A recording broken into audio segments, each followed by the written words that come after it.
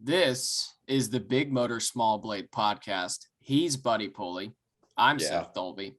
And ladies and gentlemen, or mostly gentlemen, we have 7% female audience. The curse is broken. What curse? The Dolbowski curse has been broken. Chase Elliott has finally broken through. And I would love to read a poem for everybody. These pages are blank. Poem? What the fuck? Yes, I would like to read a poem. This is wild. Yes. Sorry, it's so hot in here. I just let the fact that Seth is doing a poem blow right over my head. Eat a bag of dicks. Eat an entire bag of dicks. Chase Elliott, Little William Clyde. Thank you. Now we can proceed with the rest of the episode. Oh Lord, yeah. The Dolbowski curse is broken. I've been racking my brain all day as to what broke it. So for those of you who don't know, Chase Elliott has not won since Road America last year. We all know this. Well, the race after Road America was Atlanta. Who was at Atlanta? Seth and I. Well, who was at the fence? I know, Seth is blown away by my grammar. Buddy just used proper grammar. I cannot believe it. Yeah. Who is standing right at the fence during driver intros at Atlanta? None other than Sethery Dolbowski. The small Dolbowski. The small Dolbowski himself. And what does Seth yell at the most popular driver, who is the defending champion, who is on the pole at his home track? He yells, and I quote, "Eat a bag of dicks, an entire bag of dicks. Boo." End quote. And he had not won since then. Yep. And it was all. And I re-upped at Indianapolis to his face. So his face. So he heard me at Atlanta because he knows who you are. Yeah, he heard me in Atlanta. He did the little head turn, like, what the fuck was that? He definitely turned around like, did this motherfucker really? But he definitely got to put a face to it at Indianapolis. So my theory is that face and two thumbs up. And 2 thumbs up, the most Chase Elliott way you could possibly. We got to put the video in. Now that the curse is broken, we have to put the video in from Indy. All right, here's the video of me telling Chase to eat a bag of dicks and him reacting at Indianapolis. Bam. And we're back. So my theory now is that. So how many races after Atlanta was Indianapolis? 6. Sure. I believe it was 6. So it could have been 6. It was only like a month later. Okay, then 4. Doesn't matter. 4. Go ahead. So, well, this is important, buddy. So if you do it and then re-up it 4 or 5 weeks later, whatever it was, and it will last you 23 weeks. So I'm banking on that this weekend. Wait, no, will we get to see him again in 4 weeks? I don't know, but wouldn't it be you subtract the 4 weeks from that? So what race was 4 weeks ago? What race was 4? Oh, Jesus, we were there, but I don't. Oh, Martinsville, wasn't it? Martinsville. Was it? I think so. Yes. Yeah. That makes sense. If only he could have passed. He would have won Martinsville, and that would have been, that all adds up. Because you re-upped, we didn't have to see him win in person. Okay.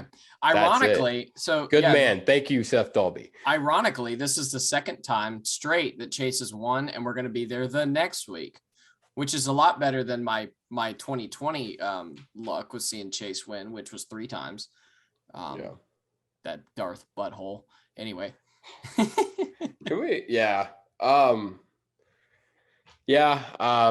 to celebrate this glorious occasion, and by glorious I mean unfortunate set of circumstances of this curse being broken, I brought out my Chewbacca koozie.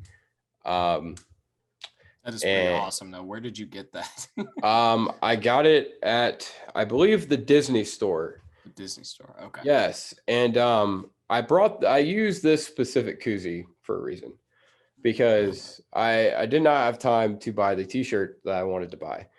So I got this Chewbacca koozie because Star Wars is a Disney product. And who is the face of Disney? None other than Mickey Mouse. And I felt like that was the appropriate koozie to use after a Chase Elliott victory. So in the vein of Disney, I'm gonna pull a Goofy and say, "I'll fucking do it again."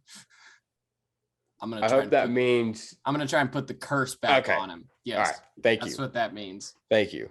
But Goofy, you did it. Or no, Goofy, shut the fuck up. We all know you did it.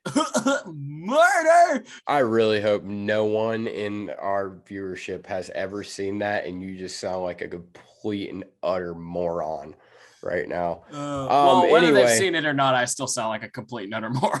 That's true. Anyway, I will be fucking with the strap on this Chewbacca koozie for the rest of the video. And anyway, milking one beer, because that's what you do. Yes. Yeah, I need to move my mini fridge is up here. I need to plug my mini fridge back up here and we can just roll with it. Anyway, so that was the intro to the show. Don't forget to subscribe and check out our recent videos. We interviewed Kyle Larson a couple days ago. It's up on the Let me reiterate that. We interviewed Kyle Larson, Larson. Logan Schuchart and Sheldon Hodenshield. But we also interviewed but we also interviewed Kyle Larson a couple days ago. Buddy Pulley Safari from Talladega finally up. Sorry. I was about to say not for a lack of effort. Seth has been he's had a rough couple weeks. We've all had a rough couple weeks. We had a rough day. It's really difficult to edit these kinds of videos while you're also going to the racetrack every weekend. We get it. I'm not complaining, but is what it is. And then a little update on Bushwhacker. We haven't done Bushwhacker in a couple weeks. We decided that Bushwhacker will only be done if there's an Xfinity and a truck race in the same weekend. So Bushwhacker will return this weekend for Darlington. And then we'll also kind of touch on the last few weeks as well. Tie it in.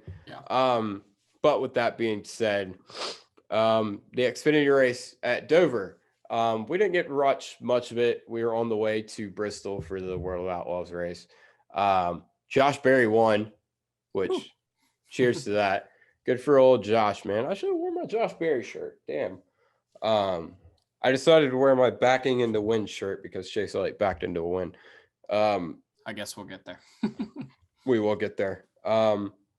Everybody backs into a win at some point. Yeah, as I set down my beer and then immediately pick it back up because I have like ADHD or something and have to fuck with something at all times. Josh Berry won his third win of his career. Man, Josh, it can't be said enough how cool it is that Josh Berry's doing what he's doing. I mean, he came from literally just short track racing for years and a better part of a decade. Did you just say the keyword? Huh? Did you just say he came from short track racing? Why do you have the short track racing glasses on standby at every video? Well, I got them and I've got the Dayglow douchebag glasses. God bless America. But anyway, for the better part of a decade, running for junior in Xfinity Series, and just to see what he's doing, like I said, third win of his career now, and getting that season on track. The Junior Motorsports Xfinity cars have just been super strong. But getting away from that, sorry about that. My microphone was not to my liking. We'll put it like that. Seth didn't really understand what I was complaining about. I'm still not 100% sure. I'm finicky, man. I know what you're saying. I just didn't experience it. It's like I'm like a race car driver, man. My digital dash was not like 100% the way I wanted it to be, so I had to fuck with it. It didn't react like an analog dash. Chase. God damn. You can't do that. I just did. I mean, I'm gonna leave it, but you can't do that. Yeah. Anyway, Mondays. Yeah, it rained. This race rained out from Sunday to Monday. It was a 70. What did we get? 78 laps in or something. I believe that was the number I said on the Big Motor Big Blade podcast. So yeah, that's what we're gonna go with. Yeah, and we're beating a dead horse, but this all could have been avoided by just noon start times.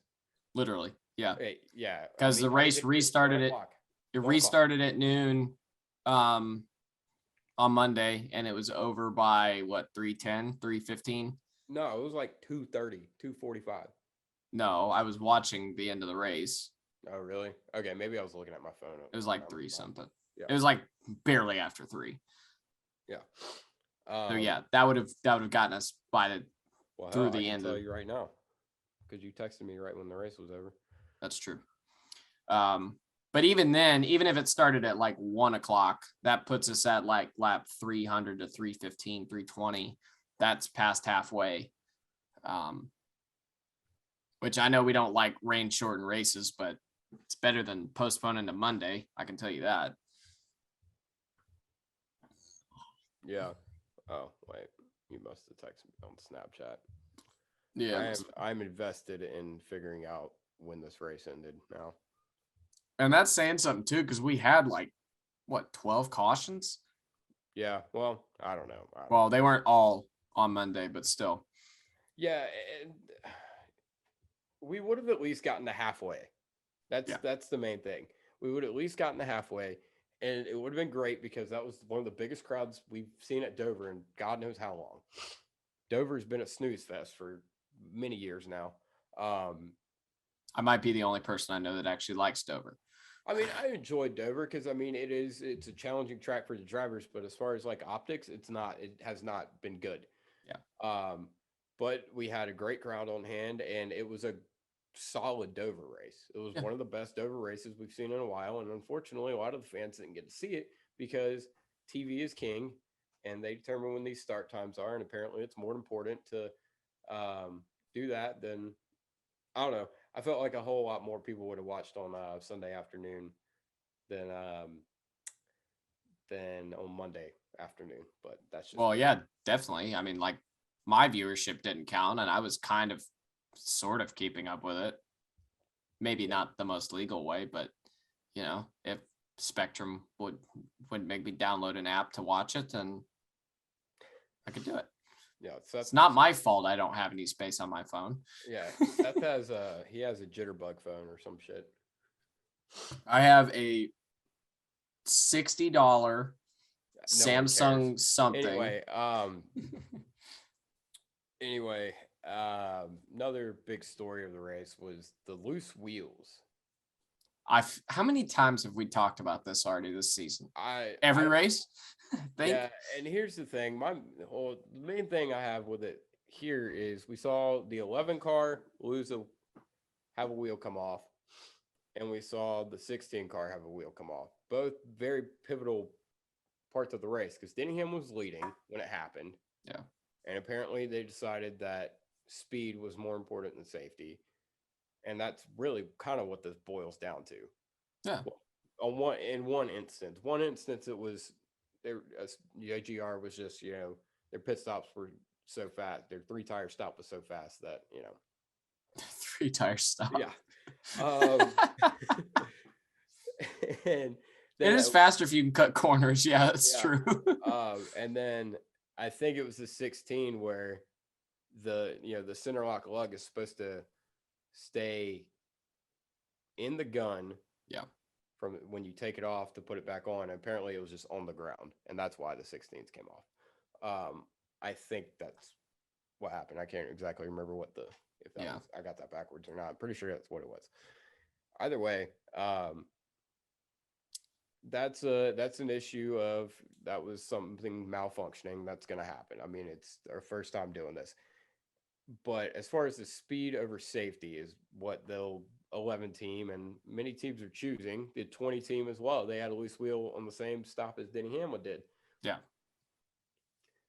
I mean, what I mean, they should penalize? we be shocked that it's Gibbs? No. I mean, No, if you absolutely would have not. told me beginning of the year like what team is going to have the most trouble with this, and because they are um, just focusing solely on performance instead of accuracy, well, okay, I guess it was kind of go hand in hand. Performance over safety, or Yeah. performance over getting the wheel on.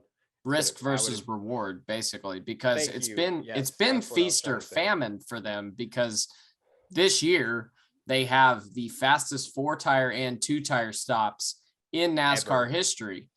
But on top of that, it's gonna increase your risk of doing something like this, for sure. And Gibbs has always been like this. And I mean, to their credit, they've always had the fastest pit stops.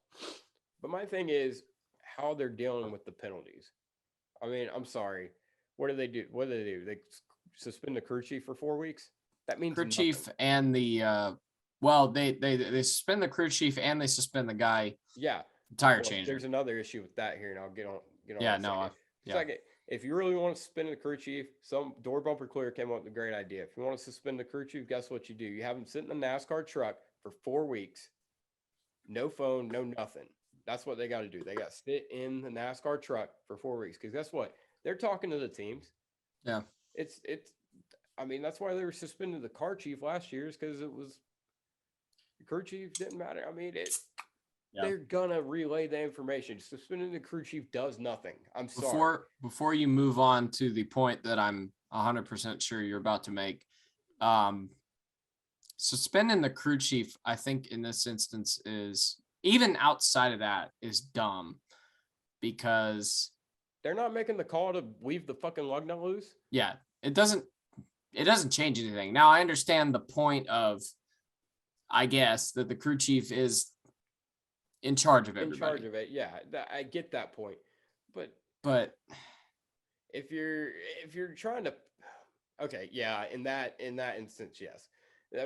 And even last year, like, the crew chief made more sense to suspend him last year, because they were the ones making the call to leave lug nuts loose. Yeah, they were the one. Now, I mean, no crew chief is on the box right now saying, yeah, leave it loose. Yeah. I mean, there's no leaving it loose anymore unless you're Christopher Bell. It's either on or off. Yeah. Now, as far as penalizing the guy who the tire changer. Yeah. I understand that to a degree, but you also got to get the call right. On the 11 team, they penalized the guy who was listed as the front tire changer. But the guy listed as the front tire changer was not actually the front tire changer, because of the way Gibbs is doing their new pit stops. So the guy who actually fucked up did not get suspended. Well, that, and it's on the jack man anyway. I mean, yeah. In theory. Yeah, but here's what they, I mean, do they need to like create some sort of lingo or some sort of signal that, hey, I got the lug tight, drop the jack? Like, I mean, I don't know. I feel like all this stuff will naturally work itself out. I don't think we need to really, other than maybe looking at the work itself out. Or I think so. Continue to try to get an advantage. They will. All the time they can get. Time is money, and time is positions. Yeah, but it's, at some point, it is not worth tearing your car up doing it, and it's not worth being fucked for 4 weeks. Are they really being fucked though? I mean, in a sense, I don't know yet. I don't know yet. Yeah, in a sense they are, because, I mean, you're having to pull in a second string guy. Yeah. Yeah. That's in that way they are.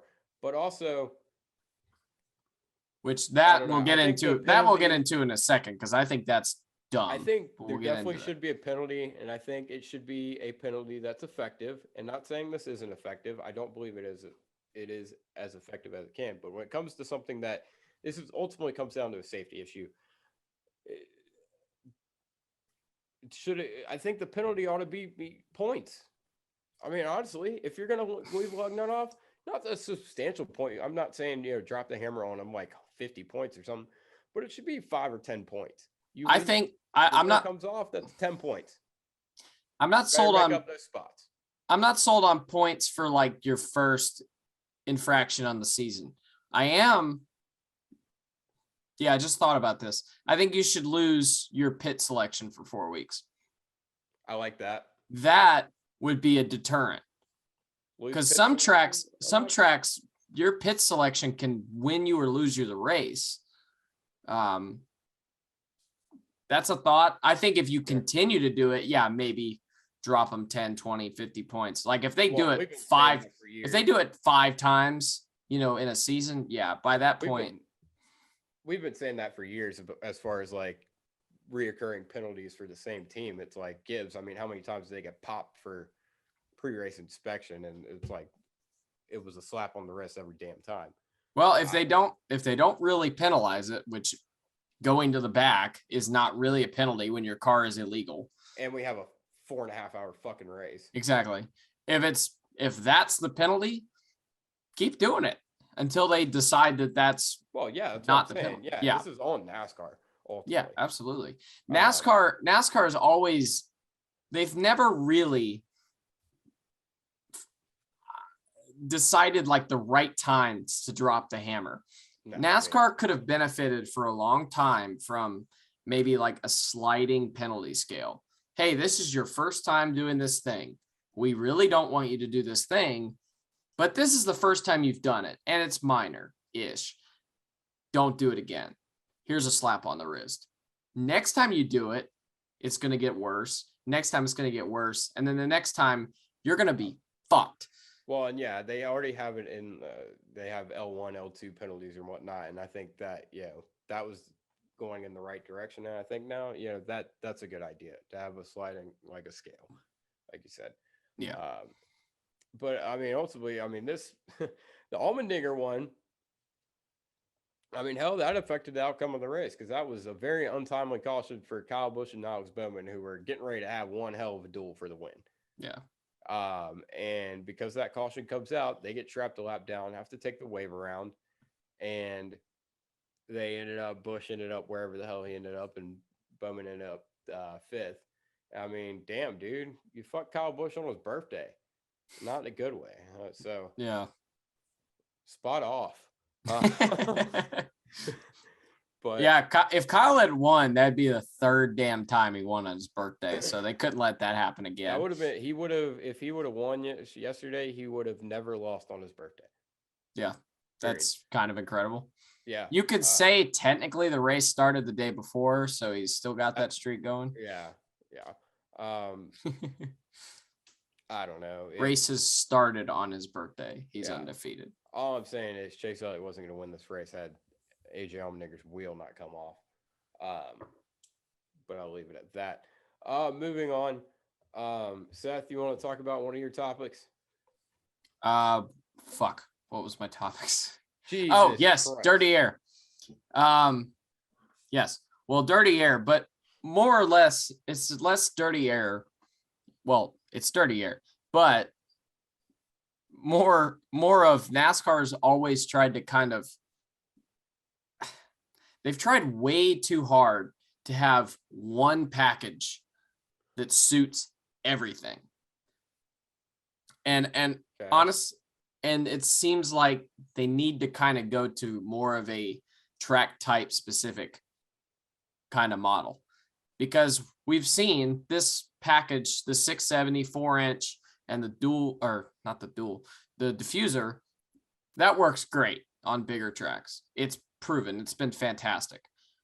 Anything smaller, like we saw Chris Buescher get wicked fucking loose behind a lap car, and that's what lost him the lead early in the race. I'm not saying he would have won, obviously, but it's one of those things. Like, I don't think that would have really happened at a bigger track. And we've seen it not happen at a bigger track. And guys were talking all day about how bad dirty air was. And we know that was a big issue at like Martinsville. So not that that was the only issue at Martinsville, but I think NASCAR really needs to look into getting a shorter track package, getting a bigger track package, doing it like that. Like IndyCar, we have at bigger tracks, we have a certain package. It kind of sucks half the time, but we have a package for it. And then at road courses and short ovals, which I guess we don't. Get you on your soapbox, but we don't need to be taking anything from IndyCar right now because no, you're right. But a couple IndyCar races this year, and I've struggled to stay awake most of them. I didn't watch Barber. I was mowing my lawn, but I was like, I got another race to watch today, and then that didn't happen, so I just didn't know what the hell to do with myself all day. But yeah, anyway, IndyCar's not perfect, but they've got the right idea. I think NASCAR needs to adopt this idea. Leave it to Seth for us to have the best Dover race we've had in forever, and Seth is talking about how every negative. No, I'm kidding. No, I mean, I get what you're saying. That was the worst way I could have put it. I struggled getting through that. So yeah, apologies. You did. I was like, fuck, where am I going with this? I'm sorry. Anyway, I mean, dirty air was a thing, but you're never going to clean it up. Yeah, but the diffuser, I mean, it's meant to clean up the dirty air, and I get what you're saying. It doesn't work as well on these shorter tracks. I still thought we saw a good race. You could pass. You could get the guys. It worked. It worked. It wasn't as big of a problem because the track rubbered up and we had multiple grooves.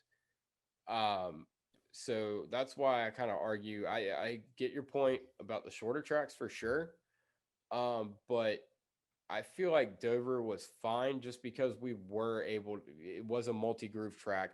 I'd like to see more tire wear because the tires didn't wear too much, but they've never fucking worn at Dover. I remember Jimmy Johnson beat Dale Jr. on no tires versus fresh tires in 2013.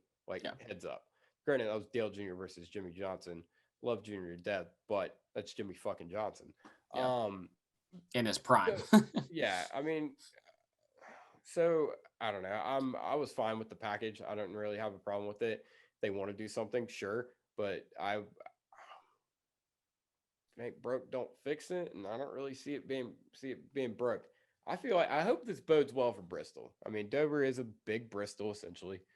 I hope this whole diffuser thing or whatever, all these issues we had at Martinsville, I hope maybe it's just a flat track package and maybe, worrisome for New Hampshire. But hopefully at a track like Dover or Bristol, where there are multiple grooves, more than there is at Martinsville, and Bristol, as long as we bring a tire that rubbers up, which is another concern that we didn't have at Martinsville, I feel like that it could work. That's where I lie. I thought it was a good race. If it ain't broke, don't fix it. I don't want to risk NASCAR fucking it up. For what it's worth, I'm not really saying that the package was terrible or bad even. No, I don't think it was bad at all, but it's just there's an area of improvement and we got to talk about it. It's an area of improvement, and it's an area that we've already been concerned about that didn't show terribly, but it's just another, just kind of I'm so sorry. Seth, I can't talk today. This was the greatest race ever. Chase Elliott won. Oh yeah, I'm so sorry. Chase Elliott winning makes everything just so fucking fantastic. Yeah. But no, it's just another thing with the new car. With the new car, I want them to see potential issues and take care of them before they become a problem, because we knew obviously they weren't going to nail everything right away. So that doesn't bother me. I'm not. The only flaw I've seen is Martinsville so far. Yeah, but we haven't seen Bristol as a pavement track yet. And I hope you're right, but Bristol being so small and how far you can drive in, I was expecting the Dover race to be really bad after practice and qualifying. I really a lot of people, we thought it was going to be. I feel like everybody forgot about 2019. What do you mean? Because they were sitting there talking about, they're like, we've never driven this far into the corner. I'm like, yeah, you have. really? Yeah. Well, yeah, it's short-sighted, really. But I mean, I was concerned about this race coming in. I mean, practice, we saw a lot of cars wrecking because they were on edge and cold tires and whatnot. But it was worrisome because a lot of guys, all we heard was it's going to be tough to pass. There's a lot of on throttle time. Yep. But once we got into the race, we somehow, some way, I mean, we saw guys. I mean, top to bottom, there was probably 3 grooves by the end of the race. Yep. And guys could pass. It was hard to pass, but it's supposed to be hard to pass. You're racing. You're professional racing. Yes, exactly. Yeah. If Kyle Busch couldn't get back through there, and people will say, well, yeah, he should have been able, he had the best car, he should have been able to get back up through there. But also, he's still racing against professional drivers in very good cars. You got to think Kyle wasn't necessarily, for what I can remember, someone correct me if I'm wrong, Kyle wasn't in the back most of the day. No telling how his car reacts in dirty air. It might just, sometimes that just happens. Yeah. Alex Bowman got through the field. Yeah. I thought it was a fire. And that happens sometimes. You have a car that's great out front and you get it back in the pack and you don't have it. You just don't. And that's racing. So, yeah. Anyway. But yeah, and go ahead with your next topic. Okay. We're working on the flow of this thing, guys. We'll get Seth there eventually. Seth is having an uncharacteristically off day. I say that Seth is terrible. Seth is the. Why am I talking about myself in the third person? Bad. I am the worst podcaster on NASCAR social media. I can't believe Big Moter Small Blade signed back on.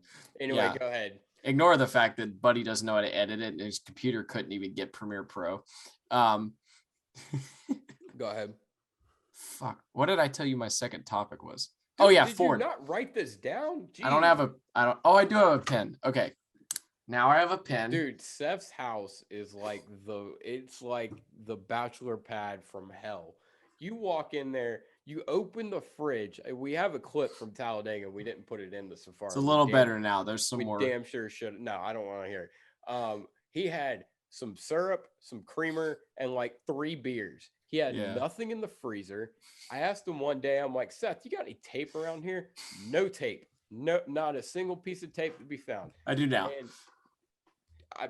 And you just reminded me, doesn't own a pen. Does not own a single pen. Right here. He owns a single pen. That must be new. I must have left that there last time I was there. Don't go to Seth's house. He's got He's got an impressive Larson collection. And that's about it. I got this when I voted in 2020. I don't know how I haven't lost it since then. That's remarkable. Anyway, your second item. I'm gonna write it down. I mean, just say it. No, okay. I had to write it down to make it official. Ford fucking sucks. Yeah. Like they're bad right now. Like who has been the best Ford? Blaney? Yeah. Oh yeah. Blaney's like second in points, I'm pretty sure. I don't know how, but I mean stage points. Yeah. It's the same thing with Elliott. Again, nothing against Elliott necessarily. I have a tire of his. Elliott. That's a Chase Elliott tire. Buddy bought it for me. Yeah. This tire table I have is made out of a Chase Elliott Watkins Glen Win tire. I just pissed everybody off because I can't stand Chase Elliott, but yet I have a tire off of his first Win car. You could probably get a shit ton of money for that. Yeah, feel free to make an offer on that. Anyone in the comments. Ford is terrible this year right now. They got to figure something out. Yeah, you gotta stop being so hard on Kevin. They're not doing that bad compared to where the Fords are. Yeah. I'm more pissed off that Chase Briscoe's got a win over Harvick, and then Eric Almirola is actually running decent sometimes. That just irks the hell out of me. So I'm used to Harvick being at least 10 positions ahead of all his teammates. Yeah, that's true. Is Austin Cindric and Chase Briscoe, they're the only Ford winners this year? I think, yeah. Yeah, I think so. Yeah. Who's the It's other? like, Yeah. yeah, none of the Penske cars have won. Well, Yeah. Cindric. I forgot about Cindric. None of the Penske cars have won except for the Daytona 500. I forget the Daytona 500 happens. Yeah. Every year. Yeah, Ford sucks. Toyota's not great, and Chevy's just good right now. Well, and it's just I wouldn't like even say Chevy's like up in arms better than everybody. I mean, they are better than everybody else, but I wouldn't say they're outstanding. I think the other two teams are just two organizations are just not performing as well. I don't think Gibbs is as far off as maybe they're not as far off it as would they appear were a couple weeks ago. Yeah. I mean, Truex was good. Busch has been solid the past couple weeks. Denny Hamlin's still Hamlin's gotten better. They haven't been bad everywhere. They have had the most unfortunate luck. Yeah, if it wasn't for bad luck, he wouldn't have no luck at all. Yes. Ford, they've run well a lot and just had something happen. This week was self-inflicted. They've run well the past 4 or 5 weeks. They haven't really. They weren't running well before that. Really, they ran well at Vegas. Are we talking about Hamlin or are we talking about Toyota? Hamlin. Okay, but yeah, Toyota's had flashes of greatness, but Ford is just like you said, they've just been off, and they got to figure it out. Because I mean, right now, if we were to look at the playoff picture right now, as far as we said 16 winners is possible. I still think it's possible. Likely, probably not. Not as likely as I thought it was a couple weeks ago. We're at 9 now. We are at 9, but I mean, who else is going to win?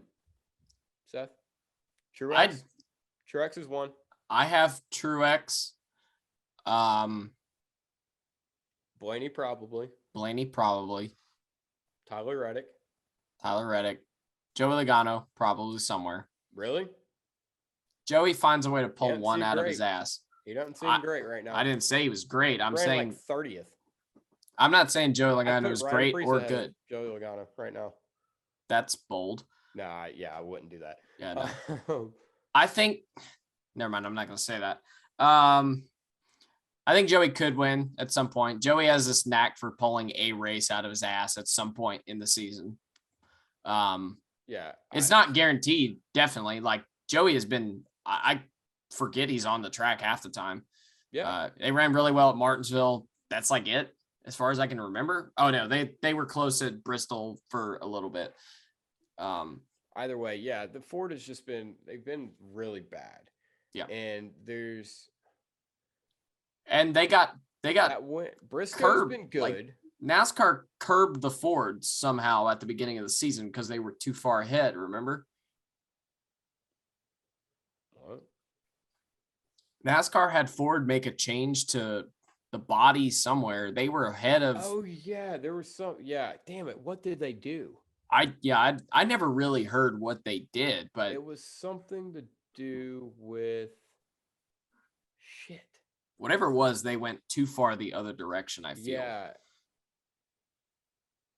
Was it something with the nose? I don't remember. Anyway, I would imagine it was the nose. Yeah, because Ford was too far, and they need to go back the other direction. Yeah, because like if I'm Ford, I'm pissed because you got nerfed, and then you got nerfed so fucking hard that you're back there with the never was and the has-beens. Like that's got to be infuriating. Yeah, I mean, because Chase Briscoe's really been their only strong Ford, and then he's not even strong week to week. He's strong Harvick's been okay. He's been subpar for Kevin Harvick. Let's be honest. He's been subpar for Kevin Harvick the past 2 years. Yeah. He has not improved or gotten worse than he was last year. I don't feel. I don't know. They need to do something. They need to figure something out. They need to get back what they lost or whatever. Yeah. NASCAR maybe needs to look at that and be like, hey, why did we do this? And do we need to let them have some of that back? But you're not. I feel like unless they really vocalize it, they're not gonna They're not gonna get that, and I'm not hearing anybody really bitching out of the Ford camp. Well, we're not hearing them. They're not getting interviewed after the race. It's true. Yeah. We'll get our man Noah Lewis and Peter Strada. Get our men on there. Reporters. One of our several friends in the NASCAR media center. Yeah.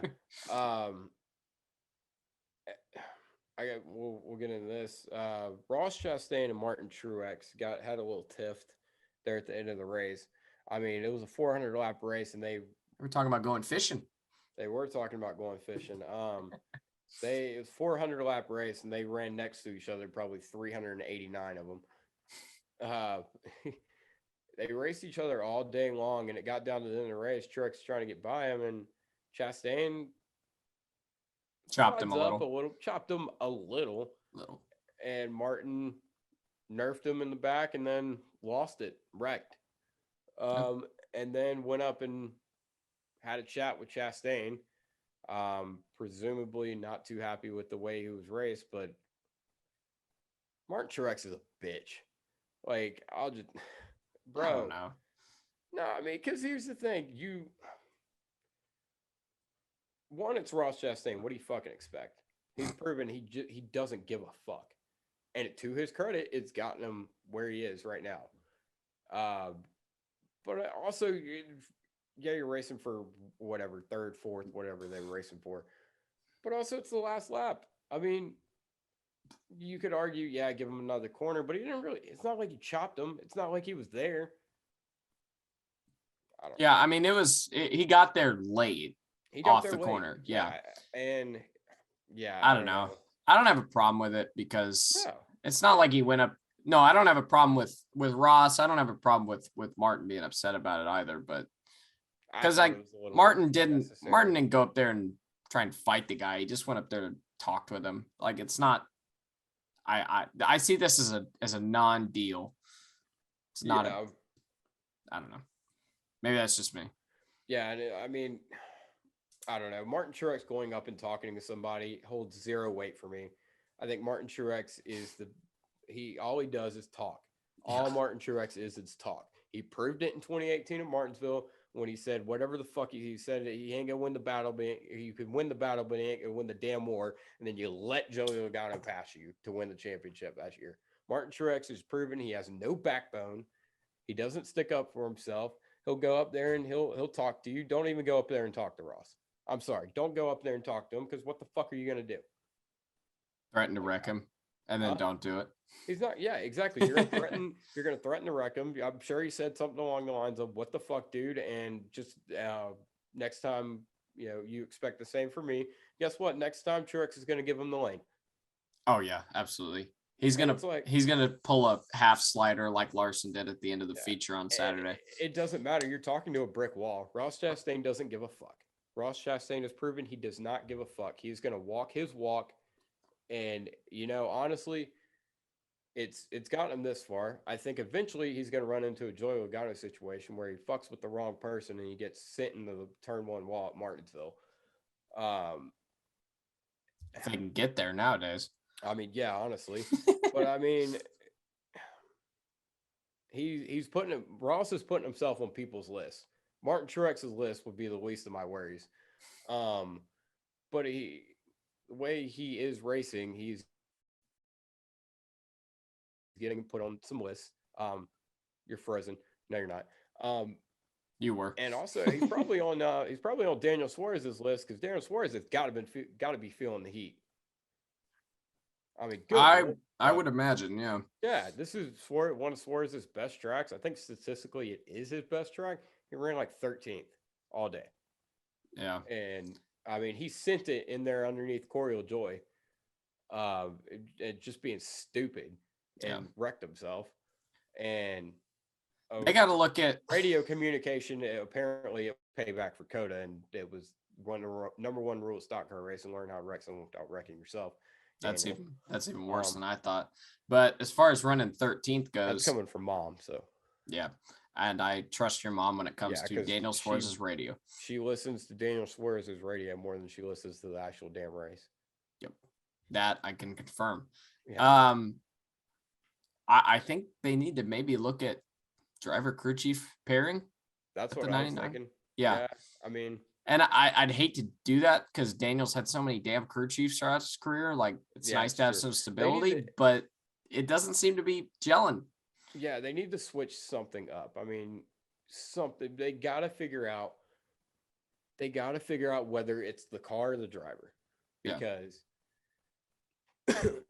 excuse me, if it if it's the car, you really got a problem on your hands because you got one that's up here in the top 5, and you got one that's top 15 at best. Well, Yeah. not top 15 at best, but top 15 most weeks.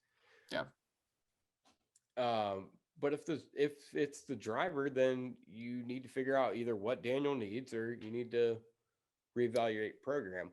Which I Yeah. hate to say that because I love Daniel Suarez. I think he's a great driver. I think he can do this. He's had flashes of greatness when when Daniel Suarez has everything go right.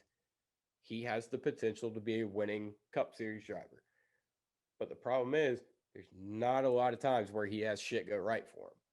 Yeah. And you know he's who had a lot of bad luck. You know he's who had a lot of Daniel, shit against him. Yeah. But he's also put himself in a lot of bad situations as well. Daniel is starting to remind me of Martin Truex Jr. circa most of his career. That's what I was thinking. I was thinking that the other day. I don't think he's quite on Martin Truex's level. Yeah, I don't think he's quite as good, but we've seen he's a good driver. At minimum, a good driver. Yeah. At maximum, a very good driver. I wouldn't call him quite great. I haven't seen that yet. But he's but a B to C driver right now. He probably has the potential to be an A- or B driver. Yeah, at least. Yeah, and I agree wholeheartedly.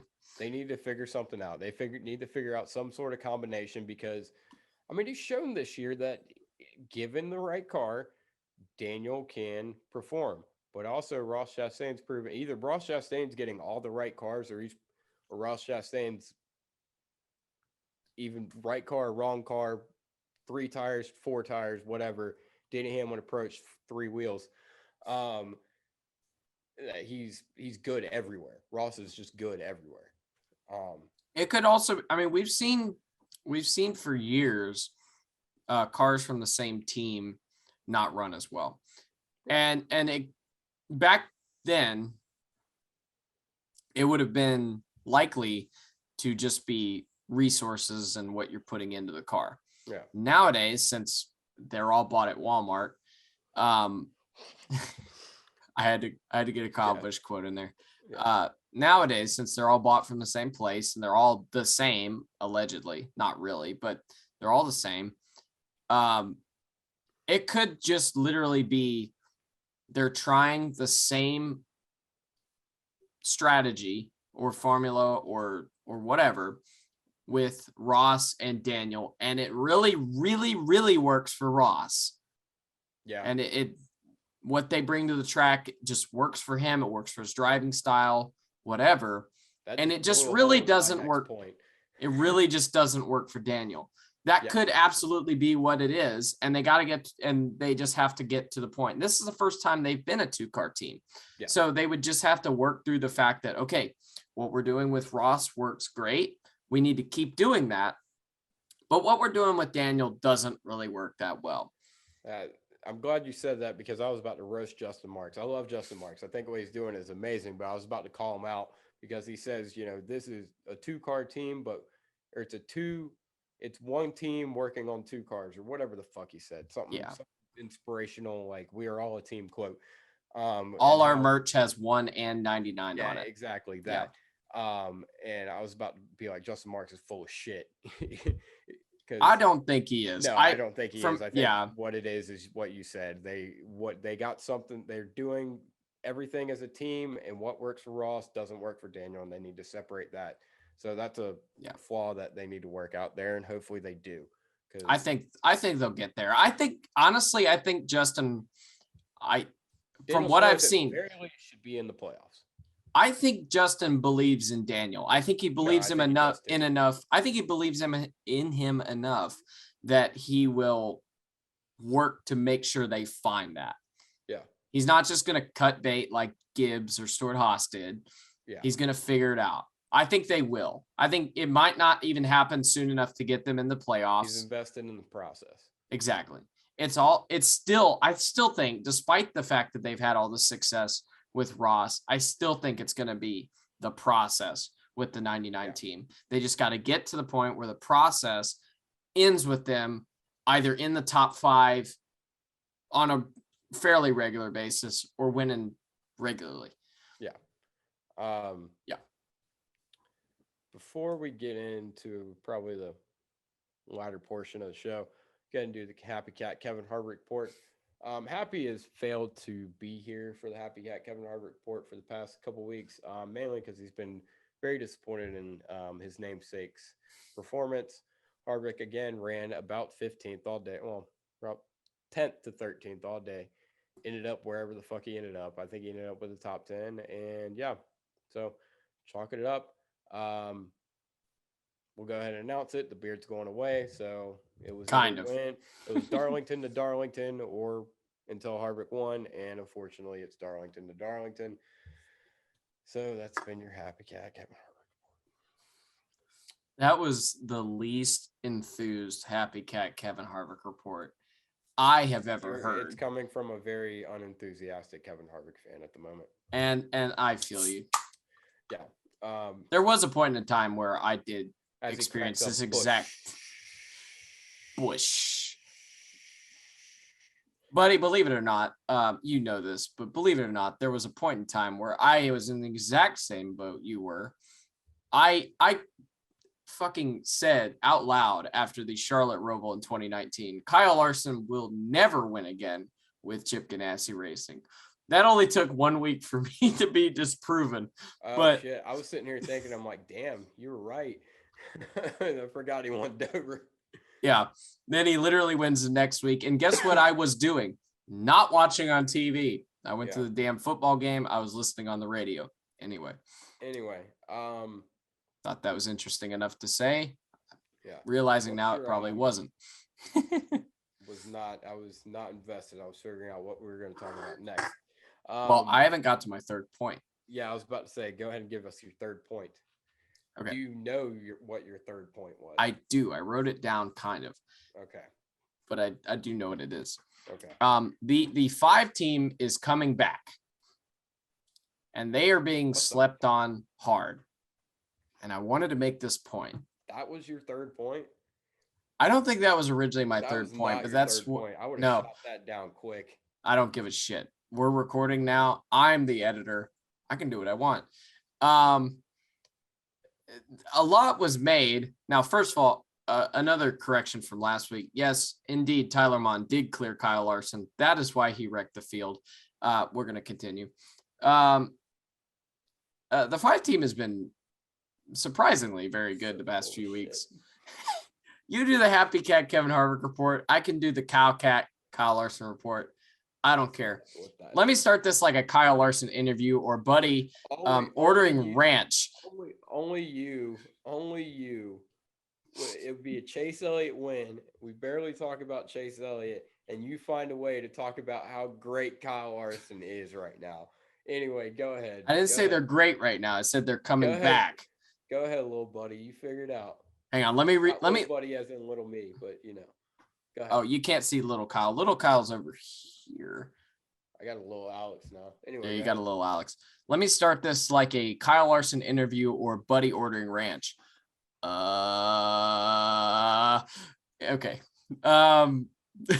It's true. Yeah. It's 100% true. It's so true. I'll pull up to a drive-through and Seth will either be on the phone with me or in the car with me, and they will ask me, "You want any sauces?" And I'll say, and I'll maybe say for about 0.2 seconds, and Seth's like, "You want ranch? You want ranch? You get ranch every time." And literally every time I go, ranch. It never fails. It's like I've gotten to the point where they say, "Do you want any sauce?" I use Picker fucking up when he's It's gotten to the point where if I'm in the car and they say, "Do you want any sauce?" I go, "Ranch, ranch." God, you didn't have to yell that. Jesus. Yeah. I apologize. I do yell normally, but anyway, yes, The 5 team has been steadily very solid. I think they have 4 top 5s in the past like 5 weeks, something like that. Cool. You want a donut? No, but they're going to Kyle's statistically best track. We'll get into that. I have the statistics here on my phone. Go When we ahead, start, just give them to us. we're going to give them to you. All right. Actually, no. Wait for us to talk about Darlington. Okay.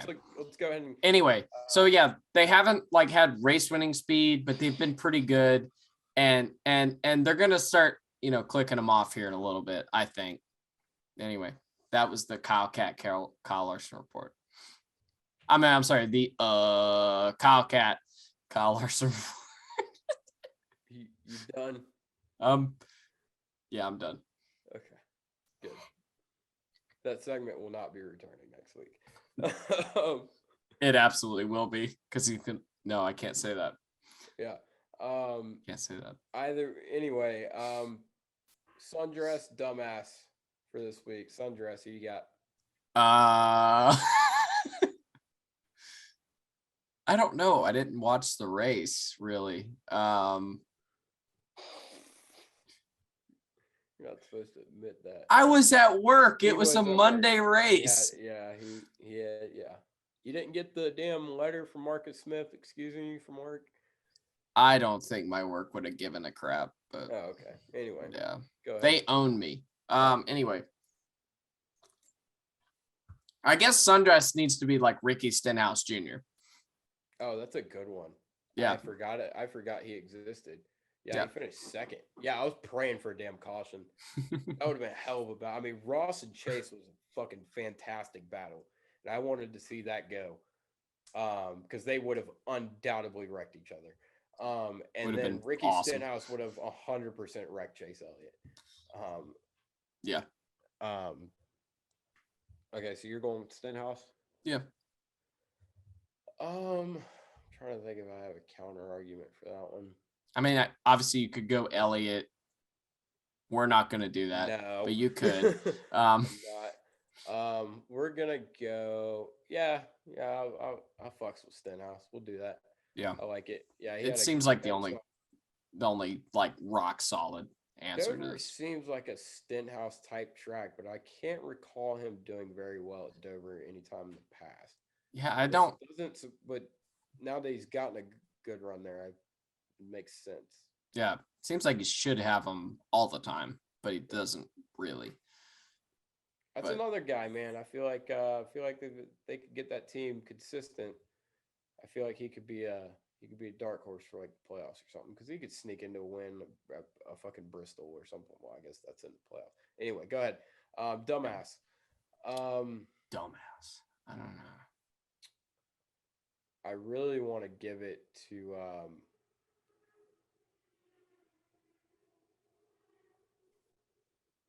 sorry, there's an F1 race going on outside my fucking house. The Miami GP is right there. No, the Miami Grand Prix has moved to Raleigh. Yes. Dumbass. I really want to give it to whoever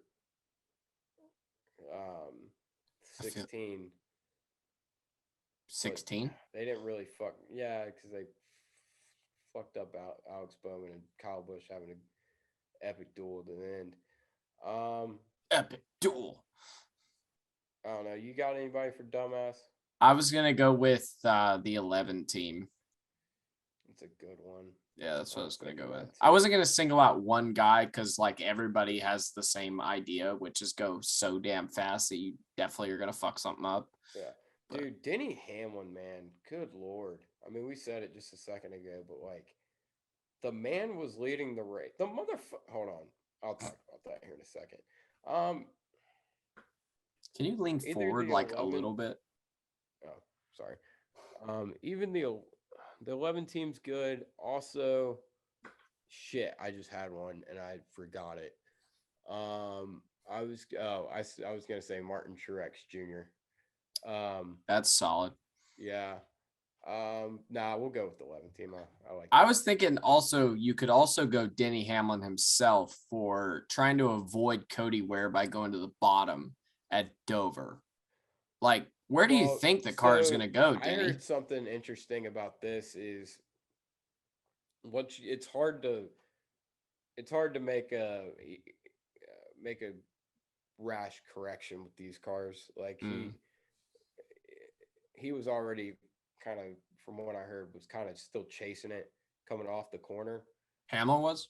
Yeah, and Okay. that's why. Yeah, so I won't That's fair 100% then. attribute that to Denny Hamlin.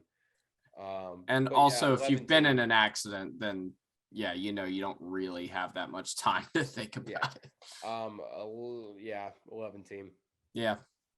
I mean, Okay. it has to be. And you know, if that happens just slightly differently, they probably put up the fastest fucking 4-tire stop in NASCAR history again. Yeah. But yeah. Bitch and scale. Okay. So what are we criteriaing it as? We're gonna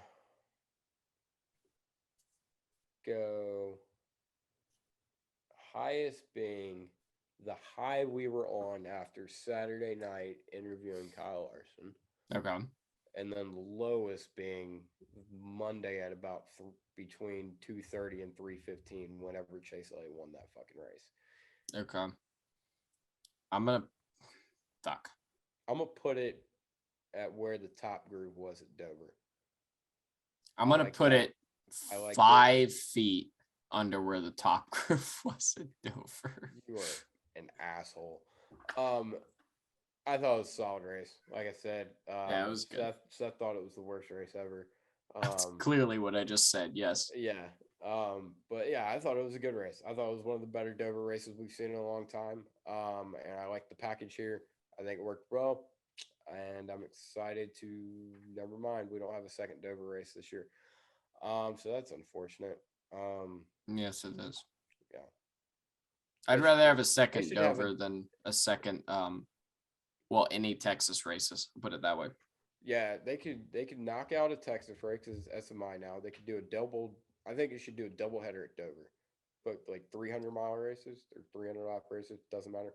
And then we should bring back the double header at Pocono, but we got to get rid of a track. I vote New Hampshire.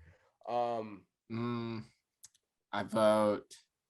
Maybe not New Hampshire. No. I vote one of the fucking Las Vegas races. I like Vegas now, but it doesn't need 2 dates. Sorry. I vote one of the road courses. I don't vote one of the road courses. Yeah, it's true. I don't either. Actually, now that I think about it. In fact, I want to add a road course, Daytona. Well, we could just take away one of the plate Daytona races. Well, yeah, that's true. Yeah, and still take away a road course. I don't know. Anyway, off topic. Picks. Yeah, that's what I was gonna say about Denny Hamlin. We haven't started our preview yet. Oh, you mean our previous picks? Well, I was just gonna go ahead. Anyway, picks. Yeah. Sorry. Yeah, Denny Hamlin. They really had to go and lead the race and then make a 3-tire pit stop and just fuck me over in my pick. Denny Hamlin, for the first time this year, was going to beat Ross Chastain. Denny Hamlin won a race this season. You realize that, right? You knew what that fucking meant, you fucking asshole. And of course, because I picked him, you have pulled away to a sizable lead. It is 19-12 in the picks right now. And I thought I had 19 last week. No. Okay. And yep. So life is pain. Mountain Dew and Coca-Cola guy review thumb right there. Okay. What you got? What you got for Dover? Let's hear you jack Kyle Larson off. Oh, well, that's not for Dover, it's for Darlington. Or Darlington, yeah. All right. Okay. So this is what I've chosen to allow myself to be pissed off at. It's been a running gag between Buddy and I that is the most accurate statement I've ever heard in my fucking life right there. Okay, go ahead. it's been a running joke between Buddy and I that Kyle Larson at every Dover race, Darlington, you fucked me up. That's your fault. At every Darlington race that we've been at together, that Kyle has finished no worse than third, no better than second. I don't think I've been to a Darlington race that you weren't at that Kyle 15. Well, one time. Anyway, go ahead. Okay, finished 10th. Yeah. Go ahead. Doesn't Just work. Speak. Why do I remember that he finished 10th? Anyway, Kyle in 8 Darlington races has an average finish of 5.5.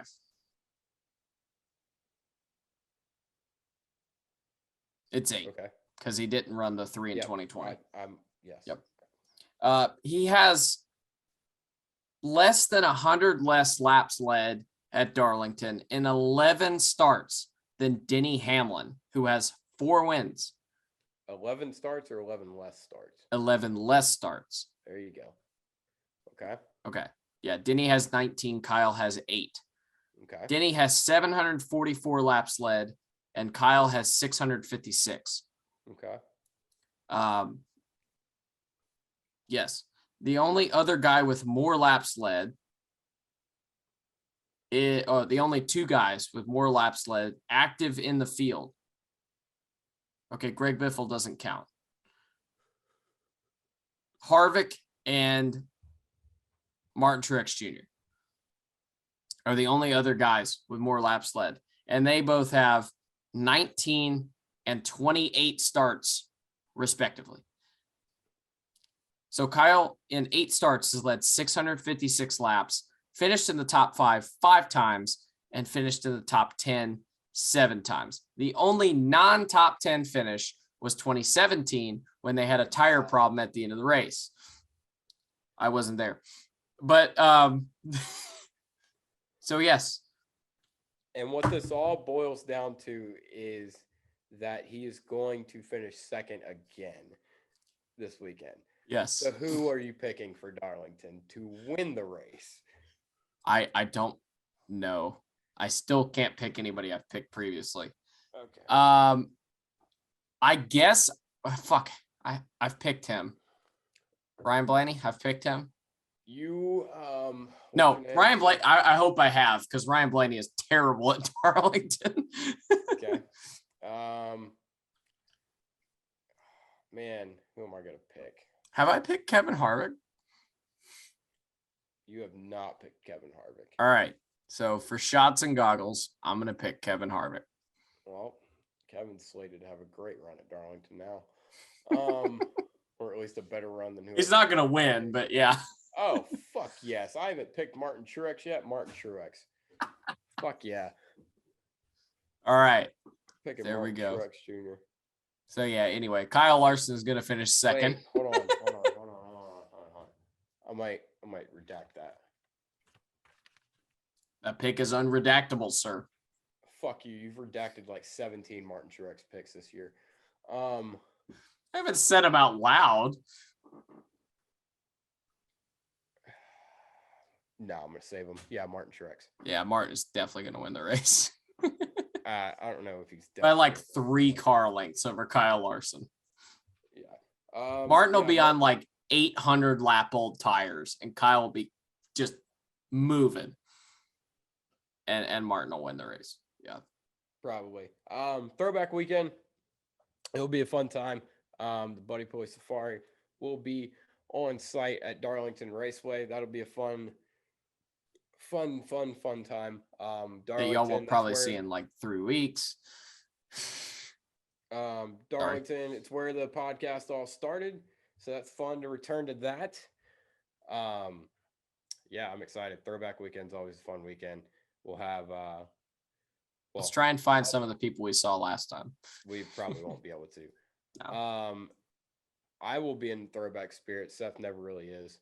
I'll buy the 5 shirt. That's probably it. Of course you will. Any last words? I don't know. I'm sorry for anybody who watched the whole podcast. I've been terrible. But anyway. Yeah. That's sorry. not news to anybody, but yeah. Yeah, I'm sorry to myself for having to sit here through the last part of that podcast. Okay. Chase Elliott won. Okay. Thanks for watching. Comment, like, subscribe, do whatever you do on a podcasting service, and we will see y'all next week.